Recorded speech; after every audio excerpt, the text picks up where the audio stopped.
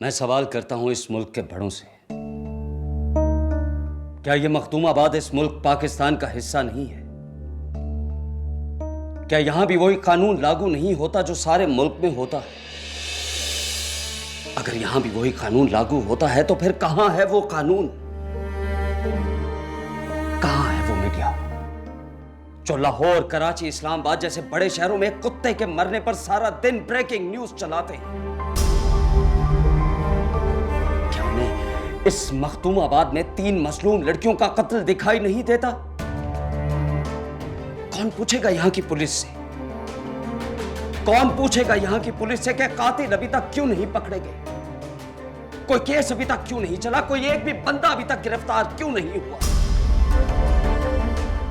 कोई नहीं पूछेगा, कोई नहीं पूछेगा।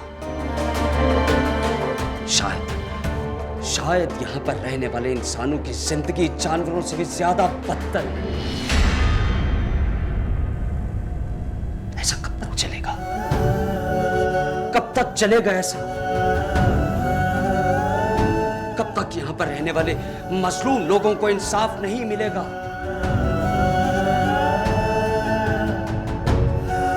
कब तक?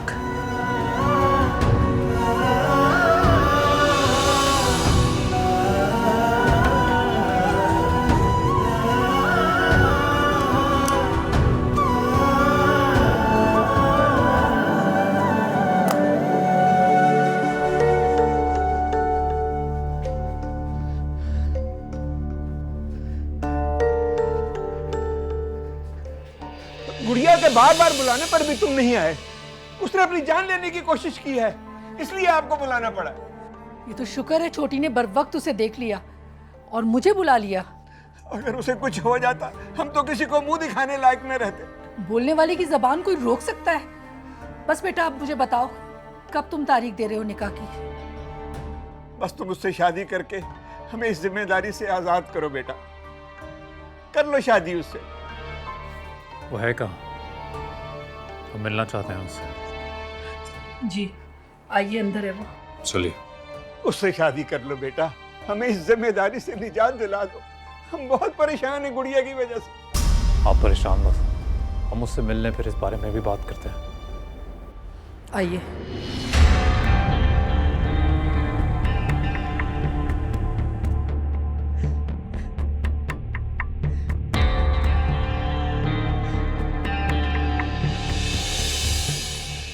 कहाँ रह गए थे आप? कितनी कॉल्स की मैंने आपको। मेरा फोन क्यों नहीं सुन रहे थे? फोन नहीं उठाएंगे तो तुम जान ले लोगी अपनी।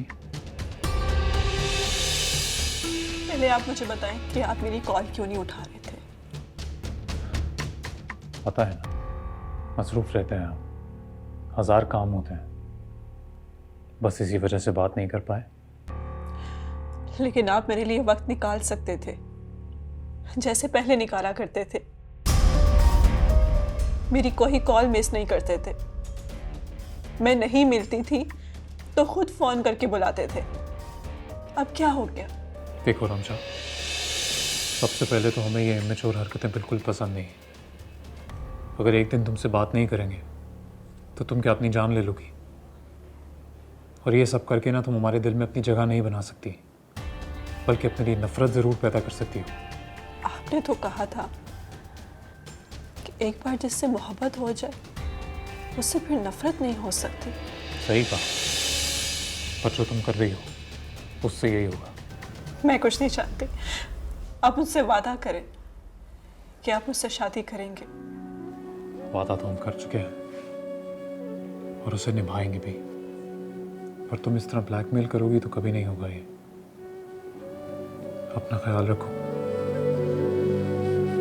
फिर आएंगे।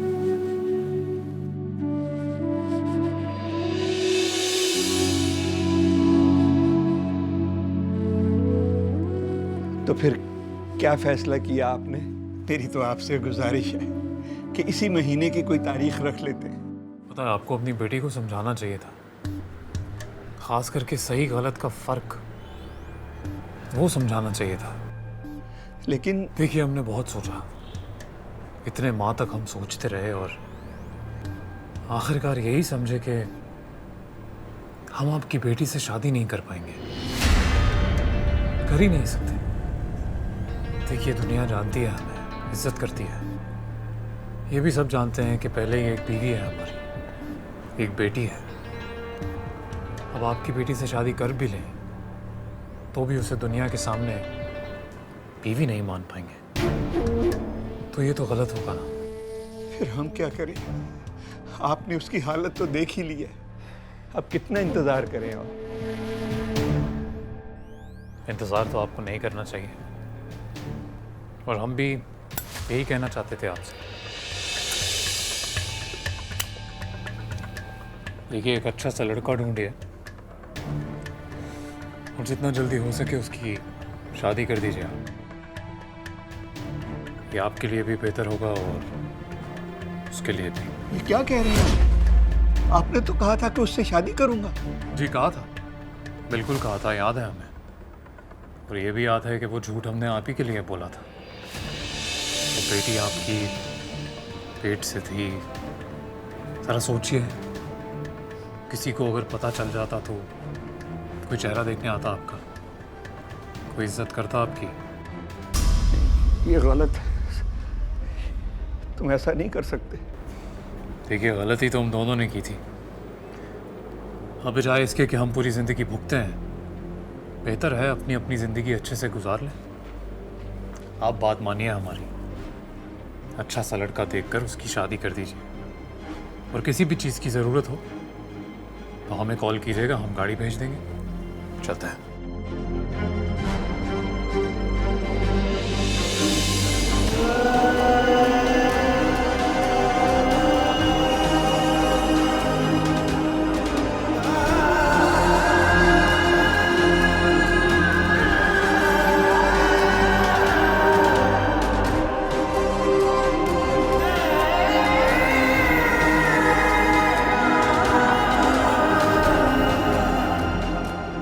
देखो माहीन, तुम अच्छी तरह जानती हो, हम कभी ऐसी बीवी नहीं चाहते थे जिसकी पहली तरजीह उसके निजी मशगले हो, ना कि उसका शौहर या उसकी औलाद या उसका घर। और अभी भी वक्त है।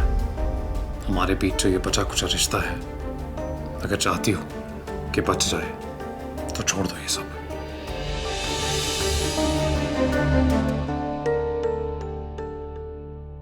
जाग रही हो? हाँ, बस वो नींद नहीं आ रही थी। मुझे पता है कि तुम्हें नींद क्यों नहीं आ रही। ये अशर क्यों चला गया? मेरा तो ख्याल था कि वो आज यहीं रुकेगा। इनसे कौन पूछ सकता है कि क्यों आए थे, क्यों चले गए? माहीन, तुम पूछ सकती हो, हक है तुम्हारा। भैया, उन्होंने मुझे कभी भी ये हक नहीं दिया। बेटा, हक जताए बगैर नहीं मिलता। गिले शिकवे दिल में रखने से कभी कोई मसला हल नहीं होता। बेटा, तुम दोनों समझदार हो, आराम से बैठो, प्यार मोहब्बत से इसका हल निकालो। कुछ तुम उसकी मान लो और कुछ अपनी बनवा लो। भैया, हमारे ख्यालात अब बहुत मुख्तलिफ हो चुके हैं। बेटा, तो मुख्तलिफ लोग भी बहुत कामयाब जिंदगी इकट्ठे गुजार सकते हैं। बहुत मिसालें हैं ऐसी। तुम तो खुद वकील हो, तुम तो जानती हो ऐसी चीजों को। कई मुकदमे तुम्हारे सामने होते हैं। बस अब एक बात याद रखना, बाहर तुम मुकदमे जीतोगी और घर में शौहर का देगी। कोशिश करूंगी भैया। करनी पड़ेगी। चलो अब चेंज करो, शाबाश। रात बहुत हो गई है, सो जाओ। मैं जाके चेंज करती हूँ, आप जाके सो जाओ। तुमने सो जाना है, ठीक है? चलो मेरा बच्चा, शाबाश।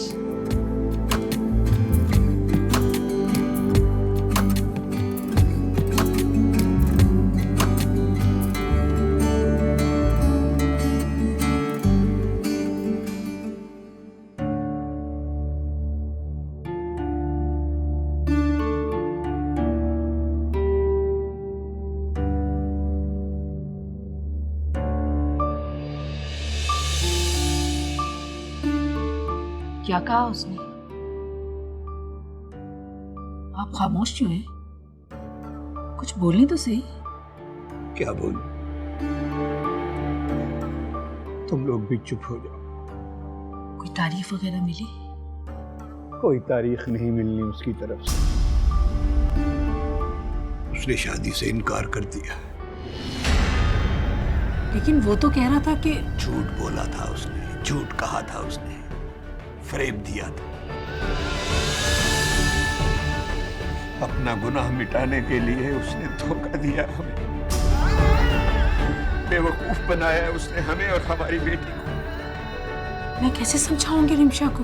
वो तो खुशी से फूल ही नहीं समा रही थी। मैं क्या कहूंगी उसको? जिस लिबास पर लगे दाग धुलने से भी साफ ना हो, उस लिबास को बदल देना चाहिए, वरना दुनिया के सामने शर्मिंदा होना पड़ता। मैं समझी नहीं आपकी बात को। क्या कहना चाह रहे हैं? अशर इब्राहिम एक दाग है। अपनी बेटी को समझाओ, भूल जाए उसे। वो शख्स किसी औरत के लायक नहीं है, वो सिर्फ बदनुमा दाग है।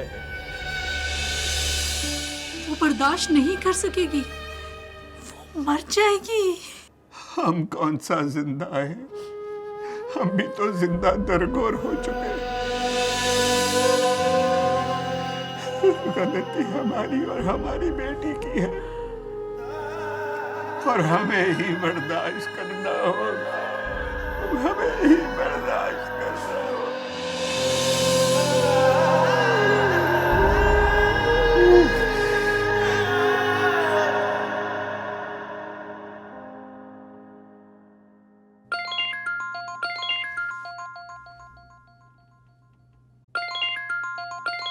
हेलो। आपने ऑटोग्राफ में अपना नंबर दिया था। जी बेध्यानी में दे दिया शायद। वो क्या है, आजकल हम बेध्यानी में बहुत कुछ कर जाते हैं। मतलब आपने? आपकी आंखों में देखा तो लगा आप कुछ कहना चाहती हैं हमसे, कह नहीं पाई। सोचा नंबर देकर आपको ये मौका दे दें। यानी आंखों से दिल की बात जानने का फर्क बखूबी जानते हैं आप। अब क्या करें, शायर जो ठहरे। और शायर और राइटर सिर्फ लिखते नहीं, बल्कि और क्या? हुस्न परस्त होते हैं। हाँ। अब चाहे कोई खूबसूरत मंजर हो या खूबसूरत इंसान, हम उसे अपने दिल में कैद कर लेते हैं। यानी कभी भूलते नहीं। वैसे भी खूबसूरती वो मैं है जिसके सरूर में इंसान पूरी जिंदगी गुजारना चाहता है, कभी उससे बाहर नहीं निकलना चाहता। आपकी बातों ने तो मुझ पर सख्ता तारी कर दिया। खैर, कल शाम क्या कर रहे हैं आप? इंतजार करेंगे आपके आने का। रियली? यकीन नहीं आ रहा?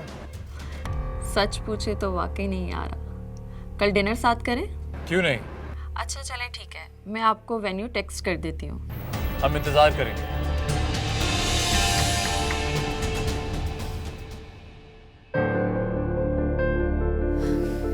देखा, मैंने कहा था ना तुमसे, वो जरूर आएंगे, वो जरूर शादी करेंगे मुझसे। तुम भी ना यकीन ही नहीं कर रही थी। यकीन तो आपको भी नहीं था, इसलिए तो आप खुदकुशी की कोशिश कर रही थी।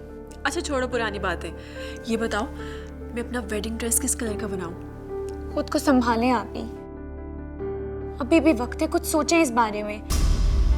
मुझे तो नहीं यकीन उस अशर सर पर। क्यों यकीन नहीं है तुम्हें उन पर? अभी एक शादीशुदा आदमी है, एक बच्ची का बाप है वो। फर्ज करें वो आपसे शादी कर भी लेता है तो आप उसके साथ खुश नहीं रह सकती।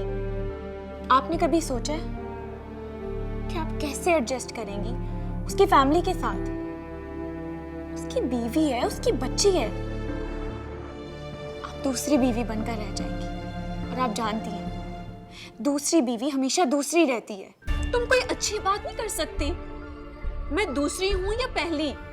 अशर सर मुझसे प्यार करते हैं, मुझे यकीन है वो मुझे बहुत खुश रखेंगे। जो शख्स पहली बीवी से बेवफाई करके आपसे इश्क कर सकता है ना, वो कल को दूसरी को छोड़ के तीसरी से भी इश्क करेगा। आप ऐसी नेचर वाले इंसान पर कैसे यकीन कर सकती हैं? आप क्यों नहीं समझ रहे? आप खूबसूरत हैं, पढ़ी लिखी हैं, आप किसी की भी फर्स्ट और बेस्ट चॉइस हो सकती हैं, तो फिर सेकंड क्यों? अम्मी ये देखें ना, सारा क्या अनाप शनाप बोली जा रही है? मुझे तो इसकी बातें ही नहीं सुननी। ये मेरी खुशनसीबी से जेलस हो रही है। आप बस मेरी शादी की तैयारी करें। अब मैं इस घर में सिर्फ चंद दिन की मेहमान हूँ। अच्छा, मुझे बहुत सख्त भूख लग रही है, मैं कुछ खाने के लिए लेकर आती हूँ।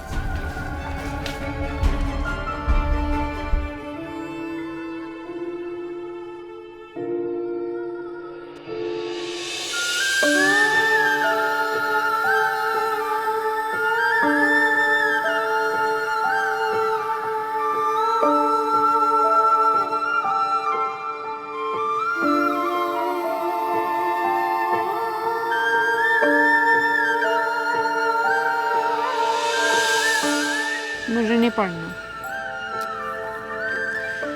एक बात बता, पढ़ेगी नहीं तो लिखना कैसे आएगा? और अगर लिखना नहीं आएगा तो जब मैं शहर जाऊंगा मुझे खत कैसे लिखेगी? मैं तुझे शहर जाने नहीं दूंगी, कभी नहीं जाने दूंगी। पागल हो गई क्या? अगर शहर नहीं जाऊंगा तो डॉक्टर कैसे बनूंगा? सारे डॉक्टर मर गए हैं क्या, जो तुझे भी अब डॉक्टर बनना है? सुन, अगर तुझे डॉक्टर बनना है ना तो यहाँ के डॉक्टर से डॉक्टरी सीख ले, लेकिन शहर जाने की कोई जरूरत नहीं है। पागल हो गई है? भला ऐसे भी कोई डॉक्टरी सीख सकता है क्या? अच्छा, ये ले, ये भी। और किधर जा रही है अब? मैं कहीं भी जाऊँ तुझे क्या, मैं मर जाऊँ जाके। मेरी बात तो सुन। हाथ छोड़, मेरा हाथ छोड़। ये हाथ मुझे मामे ने खुद दी है। अब मर भी जाऊंगा ना तब भी ये हाथ नहीं छोड़ूंगा, समझी? झूठा। सच कह रहा हूँ। लेकिन मैं तब भी तुझे शहर नहीं जाने दूंगी। बानो!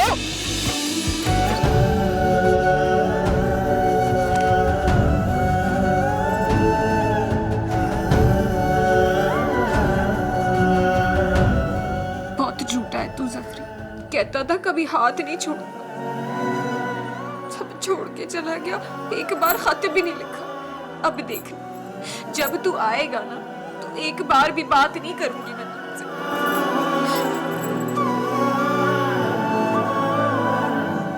बानो थी, मेरी थी रोटी खा ले।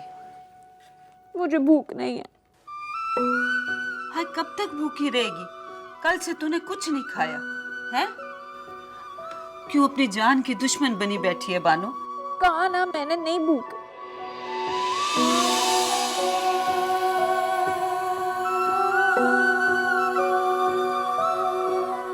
बानो मेरी थी, मुझसे तेरी ये हालत देखी नहीं जाती। अच्छा चल, अपने लिए नहीं तो अपनी माँ के लिए 2 निवाले खा ले।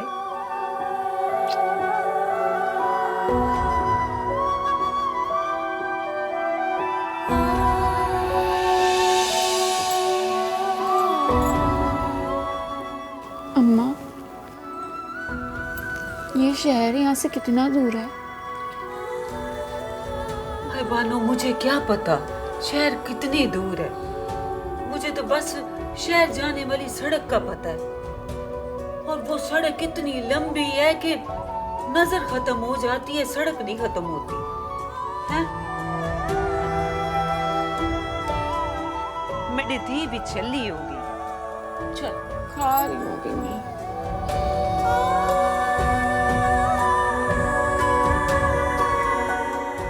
अच्छा खा, चल बस।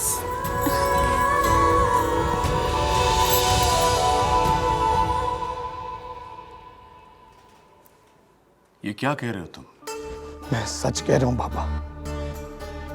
मैं कल शहर गया था तो जायदा की यूनिवर्सिटी भी गया था, लेकिन वो वहां नहीं थी। वो किसी लड़के के साथ घूम रही थी। मैंने सारा पता लगवा लिया है। वो उसका क्लास फेलो है जिसके साथ वो घूमती फिरती है। बाबा सही, मुझे आपकी नाराजगी का डर ना होता तो मैं उसे जबरदस्ती अपने साथ ले आता। बेटा पुत्र, तुम्हें गलतफहमी हुई है। जायदा ऐसी नहीं है, वो नहीं घूम सकती किसी लड़के के साथ। आप चुप भी रहे अम्मा सहन। आपने ही उसे सर चढ़ाया हुआ है। एक दिन वो हमारी इज्जत पाउंड में लोन देगी और आपको तब भी यकीन नहीं आएगा।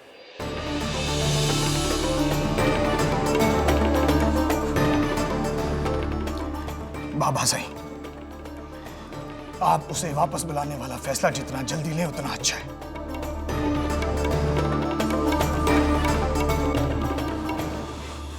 वरना आप बहुत पछताएंगे।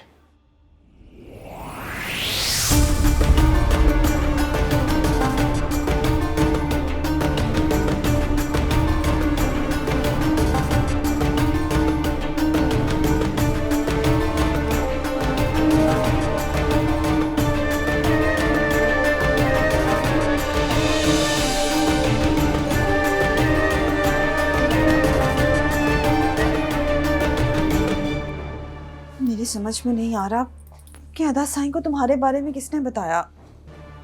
अगर उन्हें तुम्हारे बारे में पता चल गया तो इसका मतलब है उन्हें सब पता चल गया होगा। इसीलिए तो मैं तुमसे कह रहा हूँ कि इससे पहले कोई हंगामा खड़ा हो तुम बाबा साईं को खुद बता दो कि हम दोनों एक दूसरे से मोहब्बत करते हैं और हम शादी करना चाहते हैं। हमारी नीयत गलत नहीं है। तुम अदा साईं को नहीं जानते, ये बात वो इतनी आसानी से नहीं समझेंगे। वो अपनी मर्जी में आए कुछ भी कर सकते हैं, लेकिन उनकी गैरत इजाजत नहीं देती कि उनके घर की बहन बेटी किसी गैर मर्द से बात भी करे। ज़ाहिदा, फिर अब तुम क्या करोगी? अब मैं बाबा साईं से ही बात करूंगी, क्योंकि अदा साईं से मुझे कोई उम्मीद नहीं।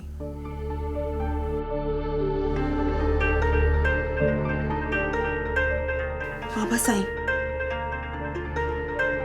सलाम बाबा साईं। मैं ठीक हूँ बाबा साईं, आप कैसे हैं? मैं तो ठीक हूँ मेरी ढी, पर तुम्हारे लिए बहुत उदास हूँ।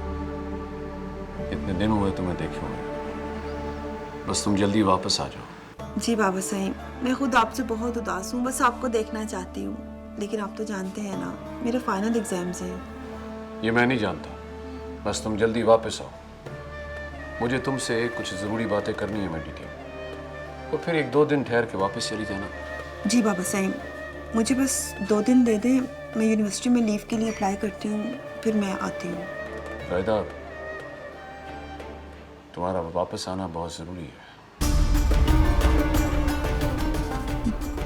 जी जी बाबा साईं। ख्याल रखो।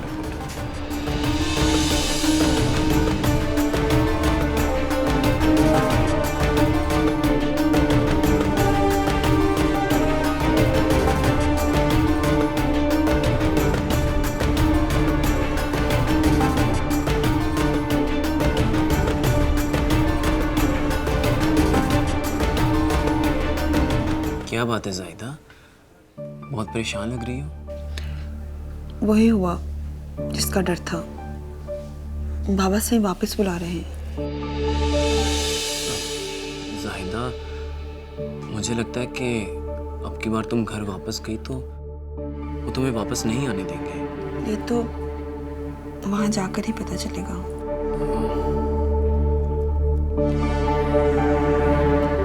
ज़ाहिदा, हम कोर्ट मैरिज कर लें?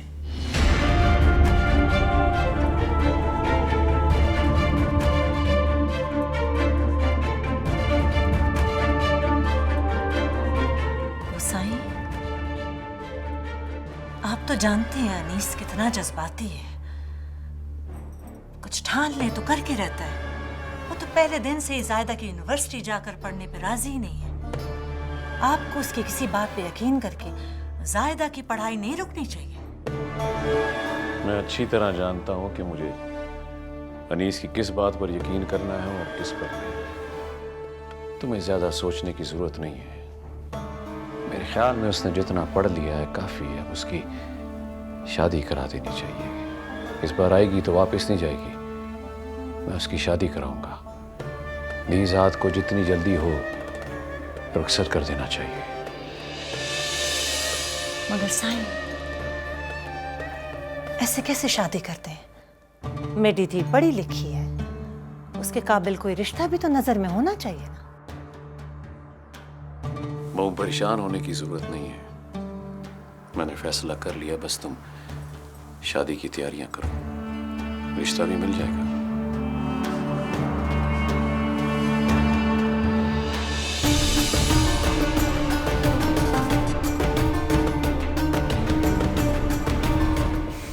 देखो जायदा, मैं भी ऐसा नहीं करना चाहता, लेकिन जितना मैं तुम्हारी फैमिली को समझ पाया हूँ, वो कभी हमारी शादी के लिए नहीं मानेंगे और हमारे पास सिर्फ एक ही रास्ता बचता है। अगर हम कोर्ट मैरिज कर लें तो वो कुछ भी नहीं कर पाएंगे। निकाह के बाद मैं तुम्हारे साथ तुम्हारे घर चलूँगा, फिर उन्हें हमारी शादी को तस्लीम करना ही पड़ेगा। मुझे लगता है तुम अभी तक मेरी फैमिली को समझे नहीं। पीर दाऊद की बेटी हूँ मैं, जिसके एक इशारे पर हजारों लोग अपनी गर्दनें कटवाने के लिए तैयार हो जाते हैं,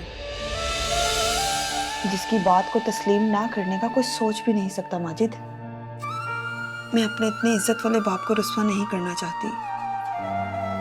मैं उन्हें कायल करना चाहती हूँ, उन्हें मनाना चाहती हूँ।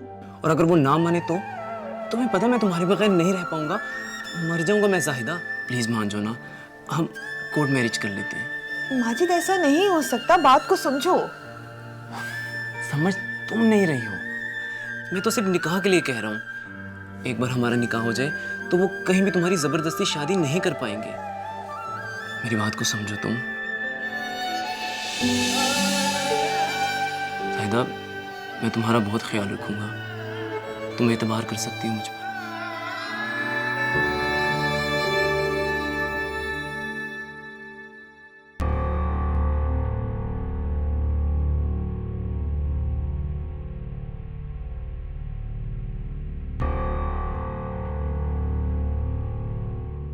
तो कैसी हैं आप?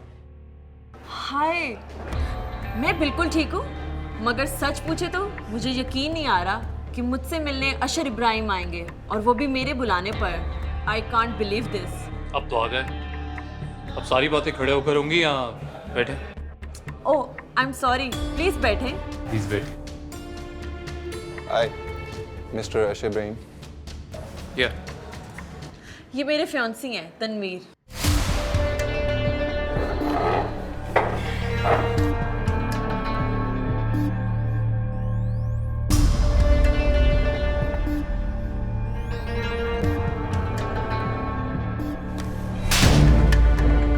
तमीज नहीं, शर्म नहीं आती ये बगैर इजाजत किसकी वीडियो बनाते हुए? सर, इन्हें देखिए, आप बगैर इजाजत किसी की वीडियो बना रहे हैं, इसी वजह से मैं रेस्टोरेंट्स में नहीं जाता। Sir, we are apologise. हम आपसे मुआज़रत करते हैं कि नेक्स्ट टाइम ये गेस्ट इस तरह आपसे बिहेव नहीं करेंगे और नेक्स्ट टाइम कोई भी गेस्ट आपसे इस तरह नहीं करेगा। शायद आपके इनविटेशन पे आना नहीं चाहिए, गलती हो गई हमसे। मगर सर,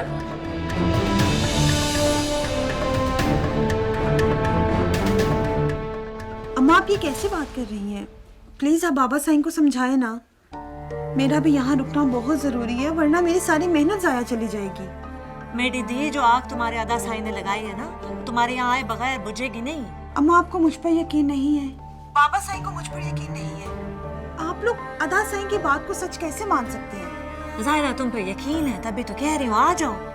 तुम अपने बाबा साईं को जानती हो ना, तुम्हारे आने से उन्हें तसल्ली हो जाएगी, और क्या पता तुम्हें वापस जाने की खुद ही इजाजत दे दे।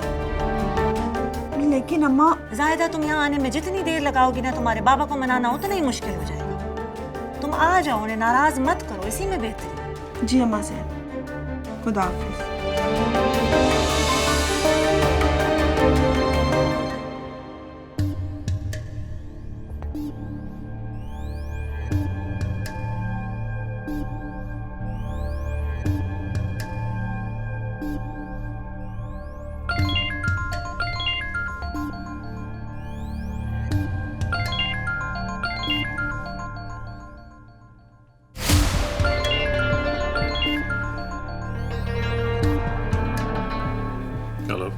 ये क्या बात हुई? आपने डिनर भी नहीं किया और उस लड़के की वजह से मूड खराब करके वापस चले गए। गलतफहमी है तुम्हें। मूड उस लड़के की वजह से नहीं, तुम्हारी वजह से खराब है हमारा। मैंने मिलने का वक्त तुम्हें दिया था और तुम अपने उस फियांसे को साथ लेके आ गई। पता नहीं कौन था घटिया इंसान। वो फैन है आपका, आपसे मिलना चाहता था। आती दुनिया आखिर इब्राहिम की फैन है। तो क्या उस आधी दुनिया को मिलने निकल जाएं? पता है तुमने कुछ खास देखा था हमें, तभी तुम्हें मिलने का वक्त दिया, और तुमने हमारा वक्त और हमारा मूड दोनों बर्बाद कर दिया। आप इतना नाराज क्यों हो रहे हैं? नाराज ना हो तो और क्या हो। पता है किस मूड से आए थे तुमसे मिलने, और तुम्हें रश करना चाहिए कि तुमसे मिलने आसिर इब्राहिम आए थे, वो भी खुद, और तुम।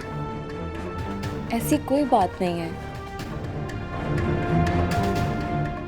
आप मेरी बात तो सुने।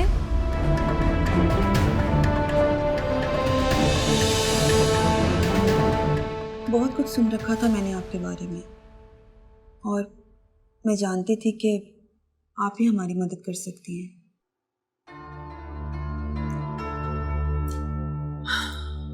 तुमने अभी बताया कि तुम ये दाऊद की बेटी हो। जी, फिर दाऊद मेरे बाबा सही हैं। बहुत नाम है तुम्हारे बाबा का। शायद कोई ही शख्स होगा इस मुल्क में जो पीर दाऊद से नावाकिफ हो। मुझे नहीं लगता कि इस तरह कोर्ट मैरिज करने से उनकी इज्जत पर हर्फ आ सकता है, बेइज्जती हो सकती है उनकी। लेकिन आप मेरे बाबा साईं को नहीं जानती हैं, वो कभी हमें शादी की इजाज़त नहीं देंगे, और हम एक दूसरे के बगैर जिंदा नहीं रह सकते। प्लीज़ आप हमारी कोर्ट मैरिज करवा दें।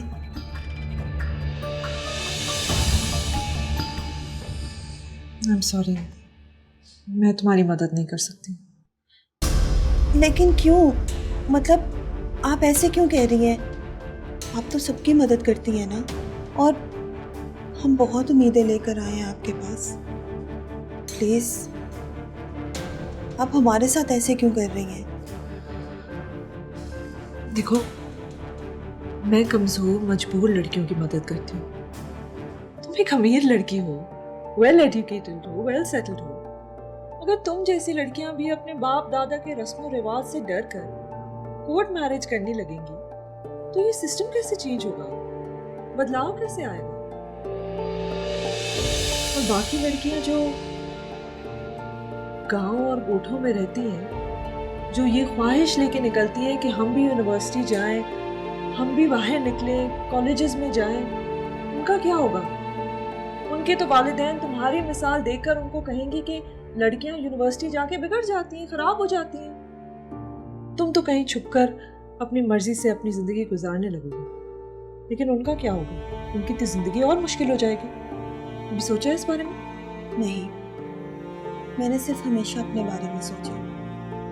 और आप मेरे बाबा साईं को नहीं जानती हैं, वो कभी मुझे माजिद से शादी नहीं करने देंगे, कभी इस बात पर राजी नहीं होंगे। मैं इसलिए आपके पास आई हूँ। मैं माजिद के बगैर जिंदा नहीं रह सकती। देखो, तुमने ही मुझे कहा है कि तुम्हारे अब्बू और तुम्हारे भाई तुम्हारी यूनिवर्सिटी जाने के भी बहुत खिलाफ थे, लेकिन फिर जिद कर कर अपनी लगन से तुम्हारी खुशी के लिए वो मान गए ना। तो क्या पता इस दफा भी मान जाए। कोशिश तो करके देखो। देखो, अगर वो नहीं मानेंगे तो कोर्ट मैरिज का ऑप्शन तुम्हारे पास तब भी होगा। तुम तब भी ये ऑप्शन अवेल कर सकती हो, लेकिन ये तुम्हारा लास्ट ऑप्शन होना चाहिए। कभी भी लास्ट ऑप्शन को फर्स्ट ऑप्शन के तौर पे नहीं इस्तेमाल करते। अच्छा, अगर वो नहीं माने तो मैं तुम्हारी कोर्ट मैरिज कराऊंगी, मैं तुम्हारी पूरी मदद करूंगी, ठीक है? लेकिन पहले तुम्हें उन्हें मनाने की कोशिश करनी है। मगर आप उनके बड़े भाई को नहीं जानती हैं, वो एक अलग ही सोच के मालिक हैं। अगर इसने उनसे अपनी पसंद की शादी की बात भी की तो वो इसे नुकसान पहुंचा सकते हैं। नहीं, मुझे नहीं लगता कि ऐसा कुछ होगा। और ये तो उसी घर में बड़ी हुई है, उसको अच्छी तरह अंदाजा होगा कि अपने बाप और अपने भाई को किस तरह टैकल करना है, कब बात करनी है उनसे। तो सही मौका देखकर तुम ये बात उनसे छीनो, फिर देखो वो क्या कहता है।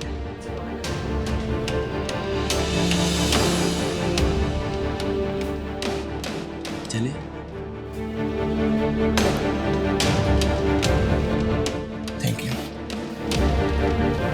Good luck. मेरा नंबर तुम्हारे पास है, जब भी ज़रूरत पड़े फ़ोन कर दो।